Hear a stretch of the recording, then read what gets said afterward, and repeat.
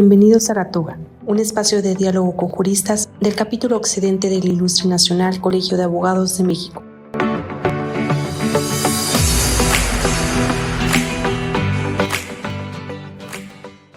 Bienvenidas y bienvenidos al programa La Toga, un programa del Ilustre Nacional Colegio de Abogados de México producido por el capítulo occidente.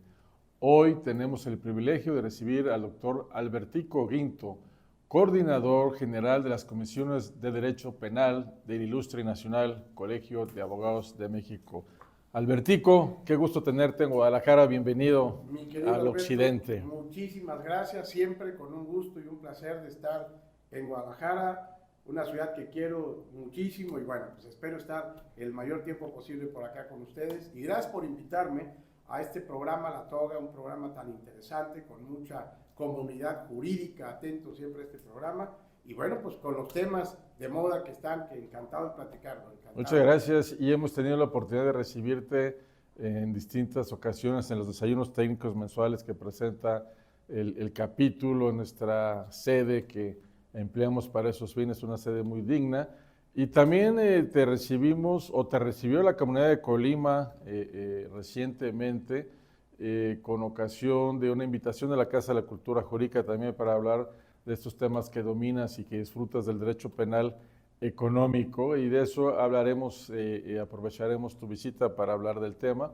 Pero quisiera que le platicaras a la membresía y a la comunidad de abogadas y abogados también de este viaje que tuviste con nuestro presidente nacional, el doctor Arturo Pueblita, en la cual estuvieron en Madrid y alcanzaron un convenio de la mayor importancia para la abogacía mexicana. ¿Nos puedes platicar de este convenio, por favor? Pero por supuesto, encantado. Y primero también quiero agradecerte y quiero reconocer tu gran liderazgo como presidente del capítulo occidente, que es un capítulo regional, y pues tú preocupado porque todas las regiones puedan tener acceso al capítulo occidente del colegio, de nuestro querido Colegio de Abogados. Agradecerte la invitación de haberme llevado a Colima para poder compartir allá el tema de la responsabilidad penal del administrador de empresa, sobre todo aterrizando el mismo en el beneficiario controlador en los delitos fiscales. Y bueno, por otro lado, con nuestro señor presidente Arturo Pueblita, en esta visita que hicimos a la Escuela de Práctica Jurídica de la Universidad Complutense de Madrid, muy provechosa, porque sabemos que está en boga el tema del derecho penal económico y de la empresa en México. Es un tema que llegó a nuestras leyes apenas hace escasos 10 años, en el año 2014. España en 2010 es cuando reforma también sus códigos sustantivos y adjetivos para incorporar estas nuevas figuras, porque pues, mi querido Alberto, sabemos todos, la sociedad está evolucionando.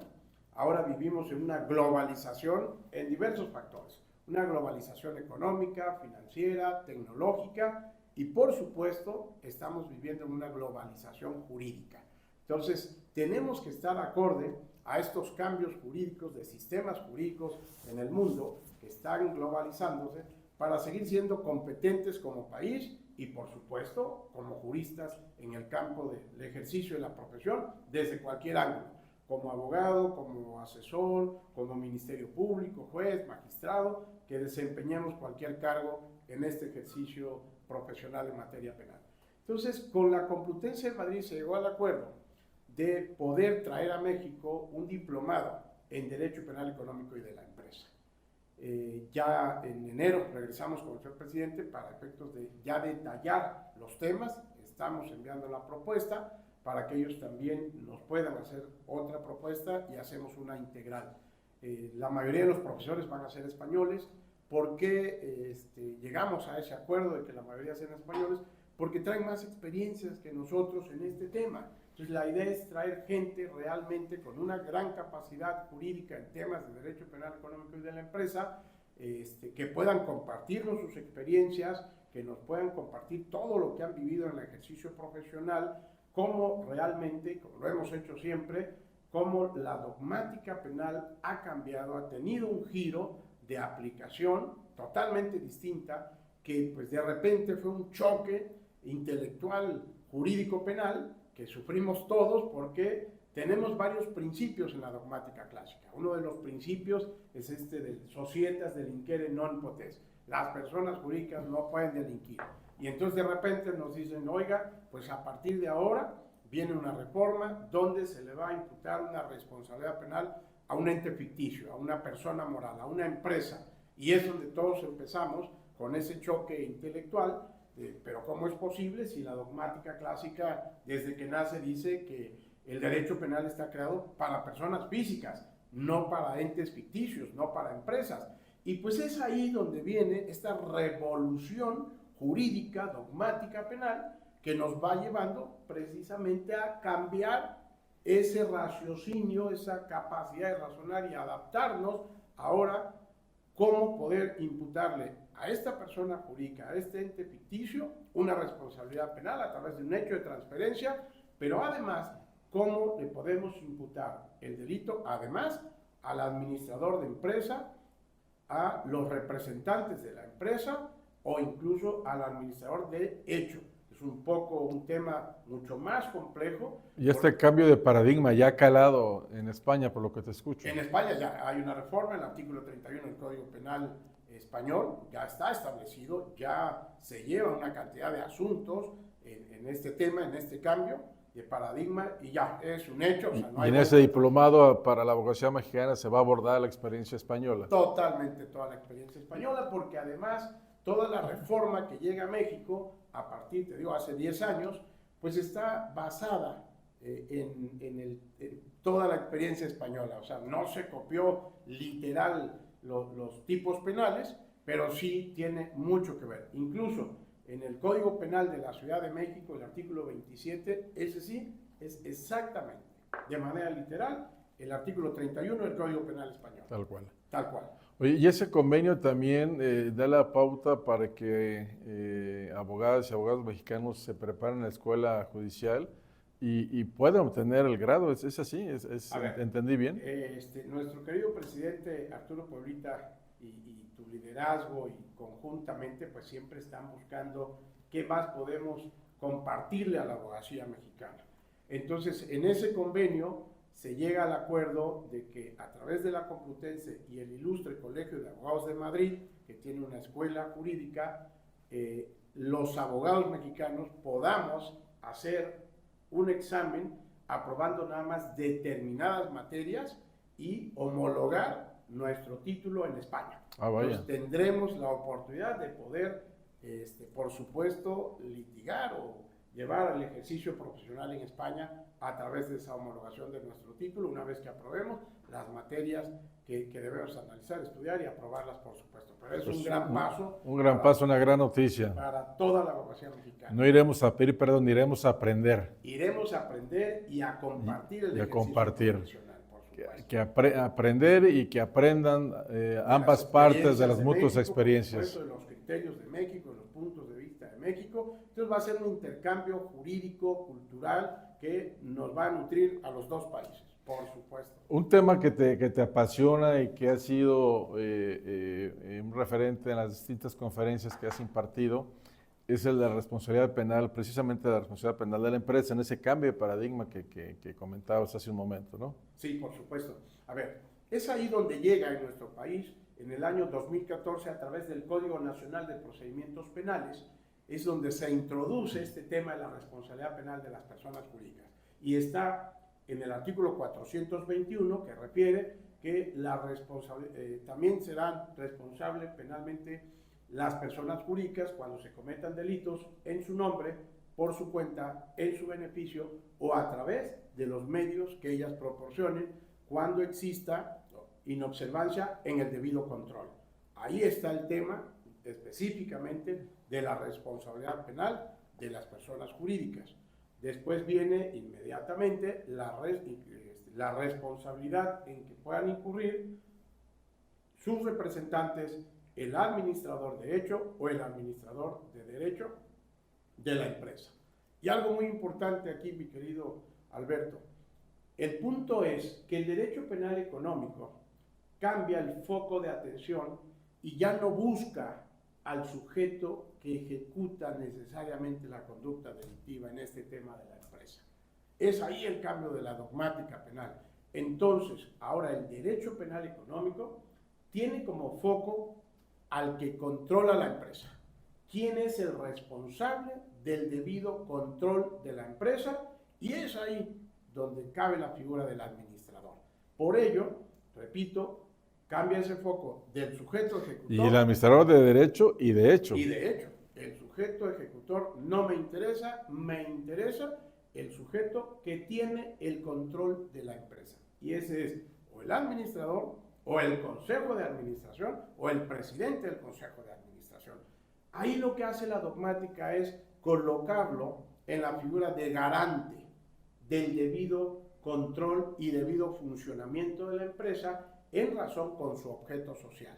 Entonces, él tiene esa gran responsabilidad de la calidad de garante, de llevar a la empresa a buen puerto, llevando que el cumplimiento normativo de la empresa. Entonces, ahí nace también la otra figura, que es el famoso compliance que conocemos. Entonces, la empresa debe tener implementado un compliance para que se revise que todas las áreas que integran estructuralmente a la empresa, estas puedan estar revisadas, que cada área se está cumpliendo con todas las leyes que aplican al funcionamiento de la empresa en relación con el objeto social. Y en el tema, ¿has abordado o profundizado con la responsabilidad penal económica de la empresa en el delito de trata de personas y en particular en su vertiente de explotación laboral, lo cual ha llamado muchísimo la atención y mucha gente se ha visto pues en ocasión de riesgo de estar precisamente en esa actualización del tipo penal? ¿Nos puedes platicar de este tema, por favor? Un tema, y excelente por tratar este tema, mi querido Alberto, muy importante, que todavía incluso hay pues, gente con mucha confusión. Me ha tocado, hemos tenido debates, discusiones, respetando siempre las opiniones. Nosotros pues entendemos, como siempre, que el derecho penal es una ciencia que tiene un método, y pues a través de esa ciencia y de esa metodología es como hacemos la interpretación sistemática, científica, para poder emitir una opinión. Entonces, ya que hablamos de esta responsabilidad penal de las personas jurídicas o empresas y de los administradores establecida en el 421 del Código Nacional de Procedimientos Penales, el último párrafo de ese artículo, mi querido Alberto, nos dice que hay un catálogo de delitos que se le pueden atribuir a las personas jurídicas y a los administradores. Entonces, ese párrafo nos manda y dice, existe un catálogo en el Código Penal Federal y en los códigos estatales de las entidades federativas. Entonces nos manda de manera directa al artículo 11 bis del Código Penal Federal. Y ese 11 bis, ese artículo 11 bis, está estructurado en el apartado A y apartado B. En el A viene un catálogo de delitos y en el apartado B establece que se le pueden imputar y se le pueden imponer las consecuencias jurídicas a la persona jurídica cuando se cometan delitos establecidos en diversos cuerpos normativos, y entre ellos te dicen los considerados del artículo 10 al artículo 38 de la Ley de Trata.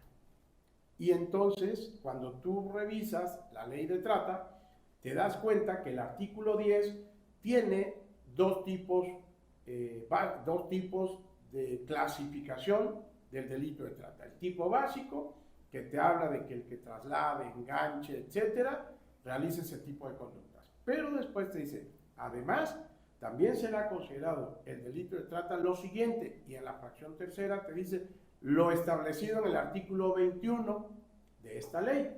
Y te vas al artículo 21 y te dice que comete el delito de trata aquel que explota a un trabajador. Te pide la conducta de explotación, y ahí mismo te dice que existe explotación laboral cuando una empresa, una persona o varias o una empresa obtiene un beneficio injustificado, ilícito, sometiendo a personas al trabajo, y la fracción cuarta te establece cuando las jornadas laborales están por encima de lo estipulado en la ley. Si tú te vas a la ley que regula las jornadas laborales, que es la Ley Federal del Trabajo, en el artículo 51 te establece las jornadas máximas diurna, nocturna y mixta. Entonces te dice que la diurna son 8 horas como máximo. Las nocturnas son de 7 horas y las mixtas son de 7 horas y media. Te dice que como máximo. Posteriormente, el artículo 58, si mal no recuerdo, te establece que en jornadas extraordinarias nunca pueden ser mayores a 3 horas, 3 veces a la semana. Entonces, si tú sumas en la jornada ordinaria, que son 6 días a la semana, de 8 horas, son 48, más te permite 3 veces, 3 horas diarias, pero únicamente 3 veces a la semana, estamos hablando de 9 horas más. 57 horas es la capacidad que tenemos los seres humanos, las personas, de poder desarrollar nuestro trabajo. Si te fijas, 8 más 3 horas que trabaja un día, pues ya estamos hablando de 11 horas. Y 8 horas para dormir, pues ya estamos hablando de 19 horas. Y tenemos 24 horas, o sea, le quedan 5 horas a la persona para su desarrollo personal, para la convivencia social, familiar, etc. Entonces, si lo sometes diario a esas 11 horas, pues estás afectando. Lo que ahí se protege en este artículo 21 es la dignidad del trabajador. Entendamos esa dignidad como el eje rector del disfrute de todos los derechos humanos. Entonces, exceder esas 57 horas que estimaste ya coloca al patrón en una situación de explotación. Coloca al patrón, a la empresa y al administrador en ser responsable penalmente de ese delito. Entonces, pasando esas 57 horas, ya coloca al patrón y a la empresa en una responsabilidad penal. Pero esto es muy delicado, quiere decir Muy que delicado. hay muchísimos patrones, aún sin saberlos, están en una Por eso conducta es penal. importante que los empresarios, que los administradores se asesoren con un grupo de juristas integrales en materia laboral, fiscal, penal, para que sepamos cuándo puede ser una situación de riesgo y que podamos atenuar ese riesgo, que podamos eliminar ese riesgo, etc. Ahora bien, fíjate, el tipo penal dice cuando sea injustificado. Esto implica que probablemente habrá algún momento, no sé si estás como médico, como enfermero, enfermera o atendiendo algo que sabes que si no se le da esa atención debida, pues puede ocurrir alguna situación mayor. Entonces ahí está. ¿Y este tipo penal aplica a cualquier patrón? Me quiero preguntar en concreto, ¿también para el patrón cuando el patrón es autoridad, cuando es un ente público? El problema es este. El Código Nacional de Procedimientos Penales, en el segundo párrafo, te dice que el Ministerio Público puede ejercer acción penal contra todas las empresas, excepto contra las instituciones del Estado. Sí, pero el representante, ¿no? Sin embargo, sí contra el servidor público, eso sí. Entonces, no a la institución estatal, pero sí al servidor público que haya incurrido en la comisión de ese delito. ¿Y como institución estatal estarían incluidas o no, pregunto, las empresas productivas del Estado, Comisión Federal? No podría contra ellas. No, solamente contra no se puede ejercer acción penal, pero sí al servidor público. Y podría ser otra vertiente de explotación, por lo que dijiste muy claro, entiendo que tiene que ver con el horario de trabajo, con la sobrecarga laboral. Pero si existiera un trabajador donde notoriamente, incluso hasta por razones de discriminación, población indígena, mujeres hasta la fecha todavía, tuvieran un sueldo muy por abajo de lo que la media señala, ¿estaríamos en un supuesto también o la aplicación exacta de la ley no permitiría interpretarlo? Claro que estamos en ese supuesto y eso es la fracción tercera del artículo 21, cuando se pague un salario por abajo del que se debe pagar. Entonces, por supuesto, esta es la fracción tercera. Pero la pregunta es, ¿qué es lo que se debe pagar? No, o sea, tenemos más o menos establecido ya algunos pues honorarios para determinadas profesiones, así como también tenemos un salario mínimo, que poca gente gana el salario mínimo, pero imagínate que se le pague todavía a alguien abajo del salario mínimo. Sí, claro. Ya, por supuesto. Sí, ya no hay interpretación, claro. No hay interpretación, es muy claro. Y entonces, bueno, esa es la fracción tercera de este mismo artículo 21 que establece... ¿Y qué pasa con las trabajadoras del hogar, las que trabajan y viven en su lugar de trabajo y donde los patrones muy generosos se las llevan de vacaciones a Puerto Vallarta porque la quieren como si fuera parte de la familia, pero la quieren trabajando allá igual. Entonces, ¿qué sucede ahí? A ver, la ley es muy clara y es para todos. O sea, un patrón que somete a más horas de las establecidas en la ley, comete el delito de trata. La ley es muy clara. Entonces, ¿qué tiene que hacer el patrón? Bueno, si la va a llevar, ¿okay?, tiene que establecer un horario de trabajo, tiene que respetar, ahí está el tema de la dignidad del trabajador, del derecho al descanso, a la salud, al desarrollo personal, a la convivencia social, familiar, etcétera. Y bueno, pues digo, el patrón puede llevarse a 2 personas para decir, ok, estas son tus horas y estas son las otras horas de la persona. Porque a ver, ¿qué pasa? Incluso ni siquiera que te la lleve o se la lleve el patrón en su casa. Y pues el patrón llegó a las 11, 12 de la noche y oiga, bájeme y prepáreme de cenar, ¿no? Entonces, la señora empezó a preparar el desayuno desde las 6 de la mañana, son las 12 de la noche que llega el patrón y pues está dispuesta casi las 24 horas. Delito de trata. Estamos totalmente en esa adecuación de la conducta del delito de trata. Y otra pregunta, bueno, es muy de carácter laboral, pero quiero formulártela también. Por ejemplo, en los trabajadores del volante, de las aplicaciones o los taxistas, que lejos de horario y un ingreso seguro, al revés, entran, sobre todo los taxistas, se amanecen con la obligación de pagar una cantidad alrededor de los 300 pesos por día que deben entregar de liquidación al dueño del vehículo, y si es domingo también.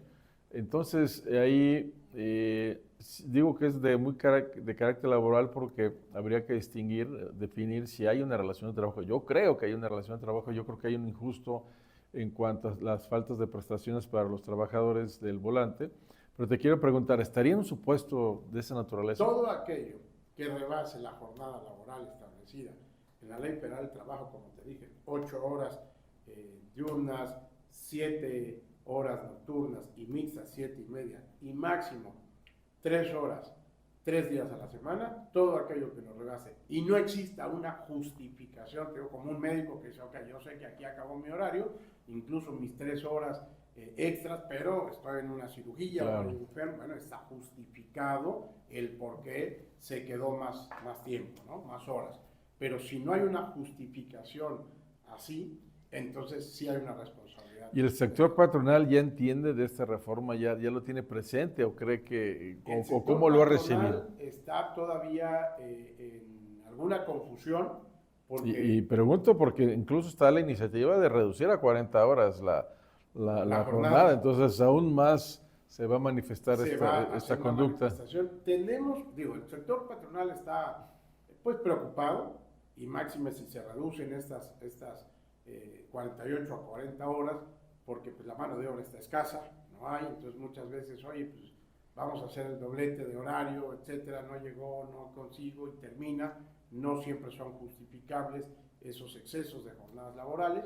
Se van a tener que cambiar mecanismos de trabajo forzosamente para poder respetar esto que está establecido en la ley de trata y evitar caer en la comisión de estos delitos. Y por otro lado, los trabajadores, los sindicatos lo tienen presente o por qué no se ha exponenciado tanta la noticia de este delito. Digo, apenas empieza, es una reforma que llega aquí a México el 7 de junio de este año. Ah, eso es muy reciente. O sea, el artículo 21 ya existía, pero le agregan esta cuarta fracción, que es precisamente cuando se excedan las jornadas laborales establecidas en la ley. Es algo nuevo, entonces pues está apenas por esa razón, en difusión, en su conocimiento, y falta una debida implementación de compliance para evitar caer en estos riesgos. Esa es la razón por la cual el sector empresarial apenas está conociendo y está tratando de entenderlo y de ver cómo se aplica. Y es una reforma justa, bien lo dices, está de por medio la dignidad de las personas. La dignidad del trabajador, entendiéndose ella como el eje rector del disfrute de todos sus derechos humanos.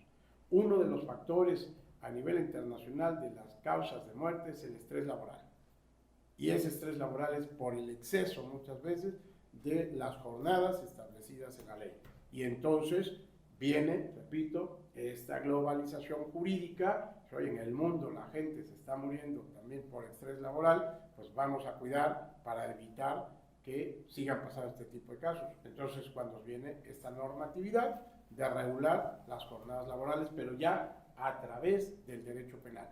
Y este derecho penal económico y de la empresa tiene que ver la parte derecho penal económico con todo el tema del orden económico, que es la producción, la distribución y el consumo de bienes y servicios. Y por eso es derecho penal y de la empresa. Y aquí es cuando el derecho penal toma todo lo relacionado en lo que pasa dentro de la empresa, en el seno de la empresa. Y entonces ahí dice, ok, también voy a proteger los derechos de los trabajadores.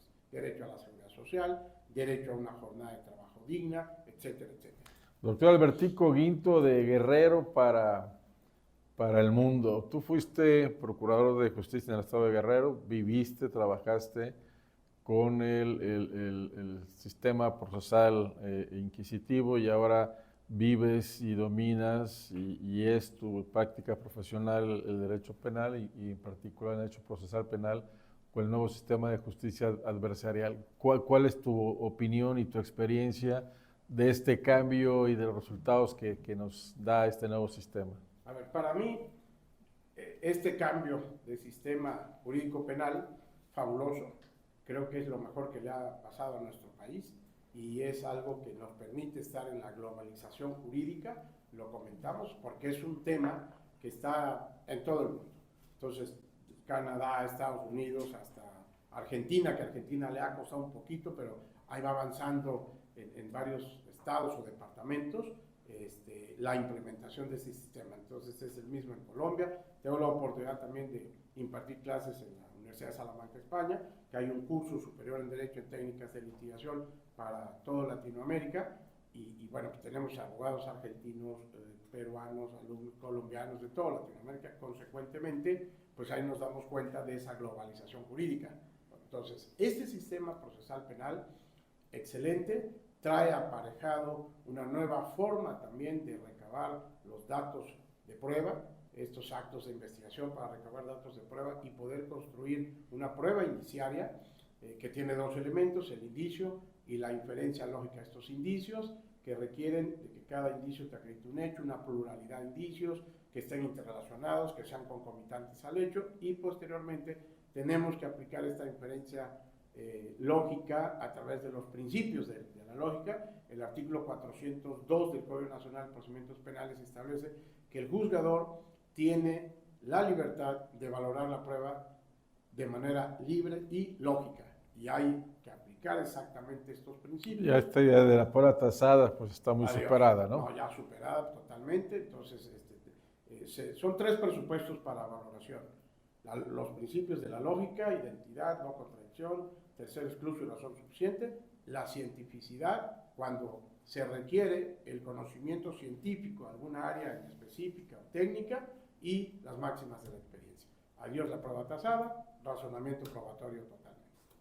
Entonces, para mí, excelente. Y un sistema amenazado con esta inconvencional prisión preventiva oficiosa, pero sobre todo por la pretensión del poder, del oficialismo en turno, de ampliar los supuestos de la prisión preventiva oficiosa, ¿no? Por supuesto que hay una violación a la Convención Americana de los Derechos Humanos, porque está prohibido. Además, ya hay un pronunciamiento de la Corte Interamericana sobre esta violación de la inconvencionalidad de la prisión preventiva oficiosa establecida en el artículo 19 constitucional en diversos delitos.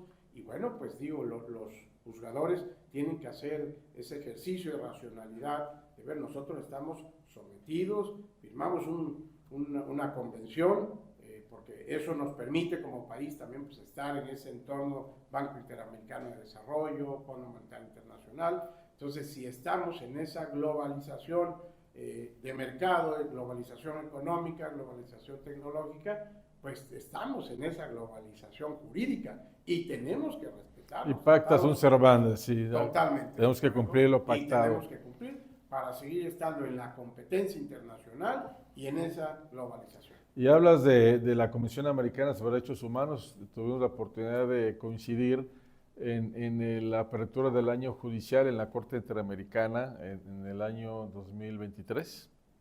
Sí, 2023, 2023, sí, 2023. Y todavía con la presencia del doctor Sergio García Ramírez.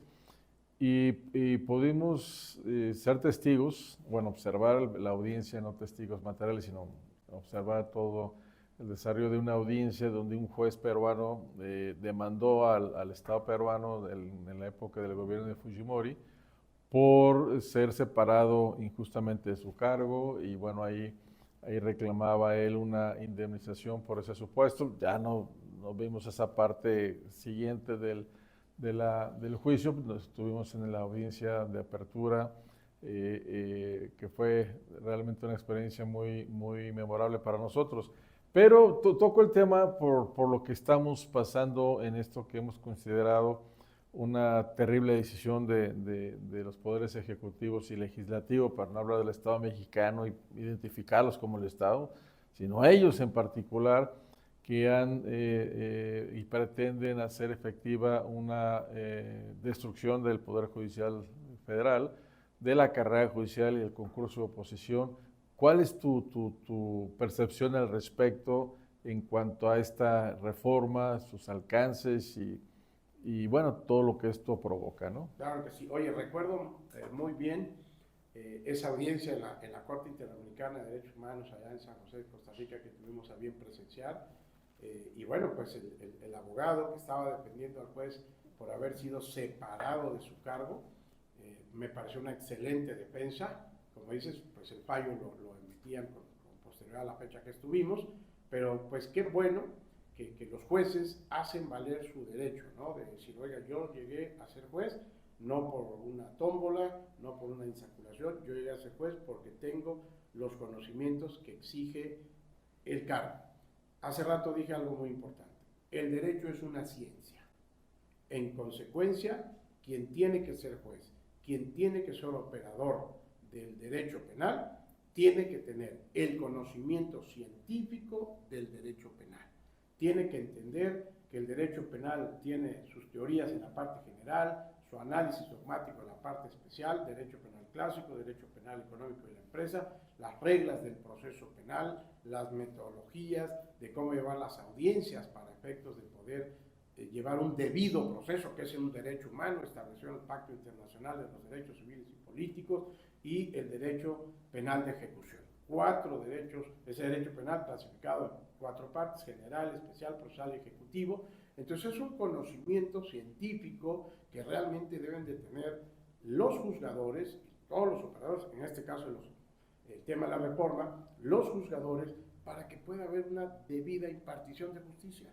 Entonces no puede llegar, mi querido Alberto, a una persona que tenga un título de hace 5 años, recomendado por un vecino, a decir que es el que puede impartir justicia. O sea, no se necesitan reconocimientos, se necesita conocimiento científico del derecho para poder aplicarlo, y así la consecuencia es la debida administración de justicia y el debido proceso como un derecho humano. Y un conocimiento de la dogmática, pero un conocimiento también empírico, es decir, sustentado también en la experiencia, y por eso la carrera judicial, y que se cierren los espacios, o solo se abra los espacios para los que quieren estudiar, para los que quieren trabajar, para los que quieren tener como una motivación, un auténtico servicio a la justicia y no motivos políticos o complacientes con los poderes económicos, o peor aún con la delincuencia. Que sea un tema de vocación por la debida administración de justicia,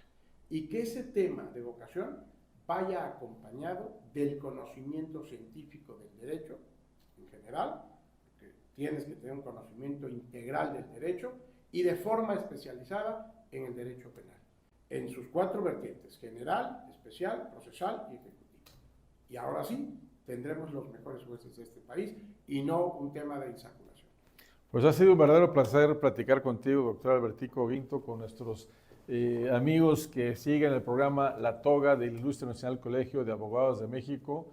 Y bueno, ¿algún comentario final, Albertico? Pues, primero, reitero el agradecimiento a tu gran liderazgo, mi reconocimiento, mi querido Alberto, y sabes que cuentas conmigo para todo lo que podamos hacer por la comunidad jurídica de nuestro país.